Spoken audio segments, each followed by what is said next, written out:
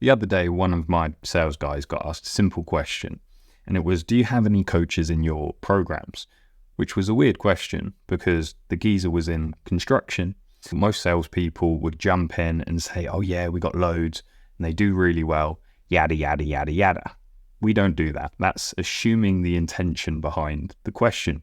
We're assuming that they want to know if there's this certain type of person inside what we do and if they're doing well. Instead, we simply repeated back to them. I say we, my sales guys, simply repeated back to them, coaches in our programs, like that, with that inference at the end. To which the prospect replied, yeah, I've been in a program before where it was mainly coaches and whatnot, and I don't want to do that again. Now, the traditional salesperson would have guessed the intention behind the question, would have dug themselves a hole there and then. But because we were curious and we asked a question, instead of giving an answer, we got to the true root of the question. You can surely see how easy it is to fall in that trap if you're constantly assuming and making statements towards your prospects. It's how you talk yourself out of a sale. Asking questions actually increases your close rate rather than making statements to their questions. It boils down to one simple reason. It's because you're assuming the intention behind the question, and it makes the prospect feel like they aren't being looked after and they aren't being listened to. We've got a rule here at Well-Fed Business that you never answer any questions in a triage call or on a sales call. When you're in that sales environment, you only answer questions with questions, and the only things that ever leave your mouth is questions. The only time we actually answer questions is when we're closing at the very end of the sales calls. And they usually don't have many questions at the end of a sales call, if any at all, if we've done our job properly. Now, of course, there are times where they do have questions and we do answer them, but we still end the answer we give them with a question to keep the sale moving forward. If you just reply to their question with a statement, it stops the sale, it slows it down. The person who asks the questions controls the sale. And there's some simple reasons for this. One, it shows respect. In a world where salespeople are simply throat fucking people over and over again, the one who actually respects the customer most wins. It's the reason people bang on about relationships over and over again. And whilst it's true that relationships helps sales, simply by being a person that listens and takes the prospect's problem seriously by asking questions about it is the one who wins. And an important thing to remember here is you're an outsider, so behave like one. You should never walk into a sales opportunity with your dick swinging about. The problem with salespeople is they see everything as a nail and they've got a hammer, and the hammer is their solution. They think it's one size fits all and they're the be all and end all. It's not like that. You're an outsider. The prospect is a lion and can bite your head off at any given moment. Another reason we only ever ask questions is it facilitates the customer's thinking. I've said this already, but it bears repeating. The customer is the source of information, not yourself. It's a fundamental shift in your mindset when approaching sales. So it's your job to help the customer think logically through their problems, because they're the one with the information to actually answer it. And then you're there, the one to help them. If you're the one that facilitates their thinking and helps them through this process, they will buy what fits. And if you've done your due diligence correctly, you've triaged them correctly, that will mean working with yourself. And finally, asking questions helps the customer make decisions. Asking questions, and only questions, generates that series of logical conclusions that shape the sale. And if you're the one asking the questions, they'll trust that you know their business and can be trusted to work in their best interest. When you adopt this approach, it makes the customer think they understand me. So in this video today, we're going to be covering permission to be annoying, how to open your sales meeting so you can get away with asking 1,000,001 questions, 2, active listening. So this can sound really silly, but how to see through the prospect, smokes and mirrors, so we can actually ask questions to move the sales forward. Most salespeople hear what they want to hear rather than actually looking and actively listening at what the prospect is saying to them. Number 3 is soft questions. This is a technique of unpolishing your polished questions. No one trusts the salesman that rocks up with the greased back hair that pulls up in a Porsche and looks like they've done this 1,000,001 times. They really don't. Don't believe what Hollywood tells you. And lastly, we're going to be talking about question dodging. So a few techniques on how you can effectively handle the questions you get asked on a sales call. Before we get into that, if you don't know who I am, I'm Connor Benham. I run Well-Fed Business with the Evil Genius, who is there. That's the short fella on the left. And there in the middle is our assistant, Holly. And together we're the main workforce behind that Well-Fed Business. And the ideas that I'm sharing with you today come directly from our book, M82, The Ultimate Kick-Ass Take No Prisoners Guide to Reliably, Predictably, and Relentlessly Attracting the Best Clients and Closing Them at Premium Rates, Fees, or Prices. There's a link for that in the description below if you want a copy. Now, into the session. Permission to be more annoying. We have to get permission up front to ask 1,000,000 questions. Otherwise, you're going to piss the prospect off. It's very similar to the way a parent snaps at their kid when the kid just keeps asking why, and the parent inevitably goes, well, because I said so, or something along those lines. If you don't get this permission at the very beginning of the call, you're going to have your prospect feeling uncomfortable for the duration of the call. What I'm going to be sharing with you here is how we get that permission up front. And it's very simple. It's a choreographed open at the beginning of the call. It's not a complete way of opening the call. It's missing things such as how to set time expectations, getting the 2 no's, end of call expectations, and making the 3 skeletons dance. But those things are for another video.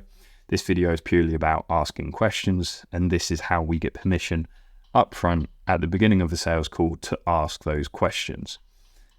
And here it is, word for word. You can steal this if you so wish. So I simply say, okay, so for us to figure out this problem together today, I will need to prod and probe. And I'm going to do that by asking a lot of questions. And I mean a lot of questions.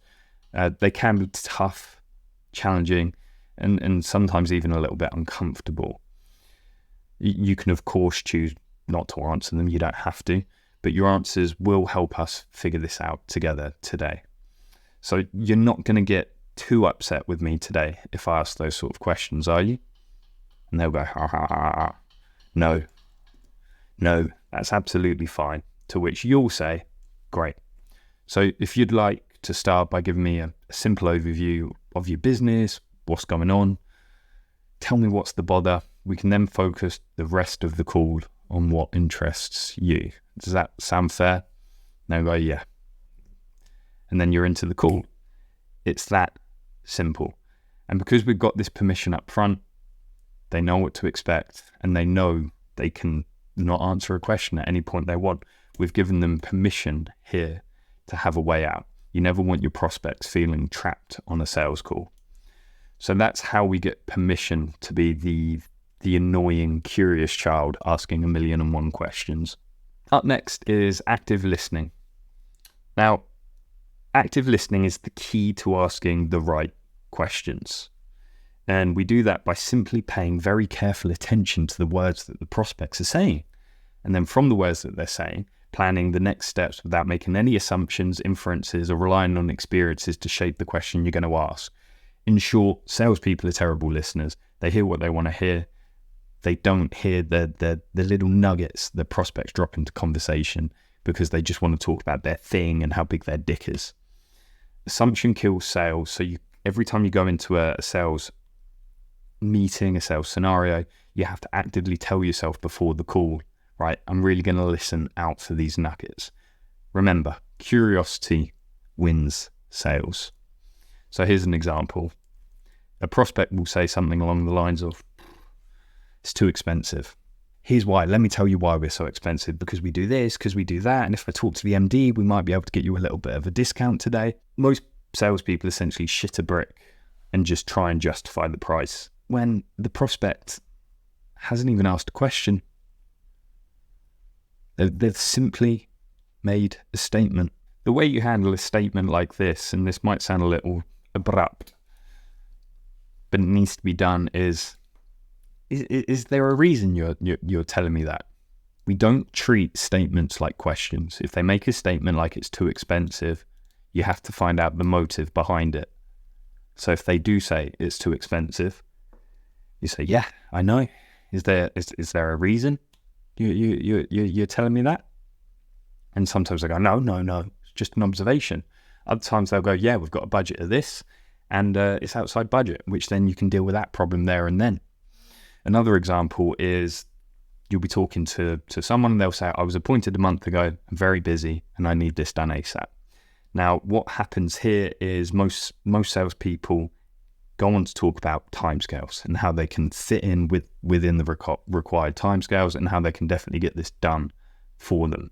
Again, this is a statement, and the nugget is, I was appointed a month ago. That means something has happened inside the company. So instead of going on to talk about timescales and whatnot, we say, I hear you, and that's fair. Can I ask what happened a month ago? To which you'll be able to pull out a bunch of gold nuggets, because they'll then go on to talk about what happened then, the problems, the challenges that the company was facing, this, that, and the other, why this is so important to them. And if you've been in sales for 5 minutes, you should know the value of getting a hold of all of that information. If you get ahead of yourself and, you hear what you want to hear, you hear the time scaling thing, so you want to talk about how fast you work and how efficient you are and this, that, and the other, you're getting bogged down into timelines and logistics, and you would have missed the real problems and pain points. Essentially, you would have dug your own grave, and you'd have made yourself look like every other salesman going. So you've got to be really careful when prospects say things like this.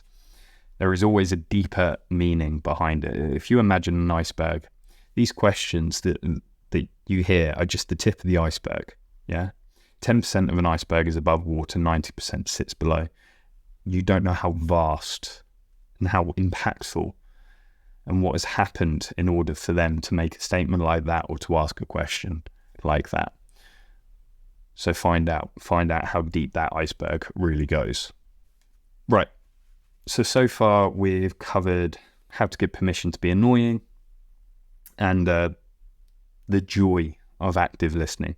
Now I want to talk about a little bit of softening your questions, which is simply the act of unpolishing your polished questions.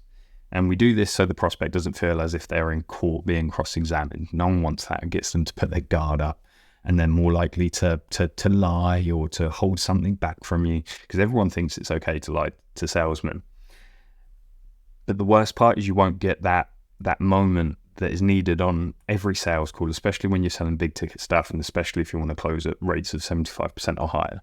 You want that moment where they go, this person gets me, they understand my problem. If you don't get that moment, it's going to be very hard to close. So the way we soften our questions so they keep their guard lowered and they're open and they're honest with us, which allows us to make them feel safe and listened to, is by delivering our already pre-polished questions in a far more casual manner. Much like I've shown you in the several examples already, you can probably hear it and probably start put two and two together right now. But essentially we want it to look like you've come up with it on the spot. So instead of saying, remind me about this, you say, give me a hand. You scratch your head, you go, give me a hand here. Can you remind me what happened here? And they'll be like, yeah, because they want to save you. They want to be the savior. They want to rescue you. And instead of saying, repeat that for me, you say, help me out. I didn't quite catch that. You wouldn't mind repeating it for me, would you? And someone's going to say, this makes you unassertive and this, that, and the other. No, this just makes you friendly. It makes you seem safe, like you're not some dirty, suited, sleazy salesman that has come in with their carefully meticulous plan to extract them of all their money. Because we've all been there when, at the car dealership or whatever, when a salesman starts giving you the spiel, you see them in their suit and their shiny shoes, and you're like, hang on a minute here, I'm being taken for a mug. And you just, no, and you shut the whole thing down. Softening your questions in these manners stop the sales call being shut down because the prospect feels threatened. And instead of saying, well, have you done this? Have you tried that? You say, I don't suppose you've thought about maybe doing this, and you'll get a far more honest answer. I promise you that. So you need to start making it a habit to soften your questions with openers such as give me a hand, help me out, I don't suppose, because it keeps the sales call honest, open, and most importantly, moving, and allows you to move to that moment where they say, yeah, and they say this internally, this person gets me, gets my business, and understands my problems. Question dodging, how to answer questions without actually answering questions whatsoever. Question dodging is the simple art of handling their questions with your questions without coming across as a bit of a wanker. And often it leads them to answering their own question. We do this because we've got the rule of we must be asking the questions to control the sales. We must be asking questions to keep the sales moving forward. So the reason we ask 1,000,001 questions and never answer their questions directly is it allows us to maintain that sales control. And funnily enough, it also makes the prospect feel as if they're in control. Because at any point they can choose not to answer. And they can get quite smug and leaning back. And everyone's favorite topic is themselves and their business. And everybody loves talking to their problems. There's a whole fucking world of therapy that is built on top of the fact that people just want to be able to talk at someone who's not going to talk, a safe place to talk about your problems. Sales can be a lot like that. And lastly, if you make it a rule to never make statements, it means you'll never dig your own grave. If you've been in sales for more than 5 minutes, you've 100% had the scenario where you've made a statement and then the feeling in the room changes and you think to yourself, should not have said that, should not have said that. Asking questions avoids that scenario and it keeps the conversation going. But how do we actually do it in actuality? So whenever we get asked a question, I have these 3 canned in my back pocket. The first one is, if I was to tell you X, what would you say? And that can be typically in relation to, I don't know, have you ever worked in an industry like ours before? If I was to tell you no, what would you say? And often they'll say, well, it doesn't really matter, we were just curious. Well, there we go, where most salespeople would jump down their throat and go, yes, we've worked in many, this, that, and the other. Or they'll go, no, and here's why it's not a problem, this, that, and the other. Another one is, good question. Do you mind if I ask by X? What exactly do you mean? This is a great one to handle if they say, have you ever worked with a company like ours? So, do you mind if I ask by like ours, what exactly do you mean? Size, sector, turnover, what is it? And then the last one is, I wasn't expecting that one. Scratch your head, look to the floor. I'm happy to answer, but before I do, is it okay if I ask why you think that is? This is a great one to deal with the pricing question. Why are you so expensive? Something like that. And often they'll say, well, you're so expensive. I think you're so expensive because this, that, and the other. And they're talking themselves into the sale. It's that simple. The key here is to acknowledge the question. So good question. I wasn't expecting that one. The first one kind of does it as a whole, but you want to acknowledge the fact that they've asked a question. And then you want to give a non-committal answer essentially through a question. And what you'll find is more often than not, they won't actually go back to the original question they asked because you've now gone down another tangent, or they'll answer the question themselves. Here's the last one. And I already shared this earlier, but if prospects start making statements, you can simply say to them, I'm curious. Softening the question. Is there a particular reason you're telling me this? And that's how you handle statements. And that takes us to the end of the training. Now, before you shoot off, I do want to remind you about our book, M82. But what I didn't tell you about is the membership platform it comes with. When you buy the book, there's a classroom and a community that comes with it. And if you've ever read a book and thought, bloody hell, I'd love to speak to other people that think like this, that agree with this message, then you're the person that we've made this community for. There's the community feed, which is very similar to like a Facebook group. And then there's a classroom where there is probably about 40 hours worth of free trainings, ranging everything from what we spoke about today, to triage, to marketing messages, social media marketing, website design to every other fucking thing that you could feasibly think of. Positioning, pricing is crazy. And you can get all of that for the cost of the book. You get the book and you get the most unbelievable free gift ever, one of which is the community.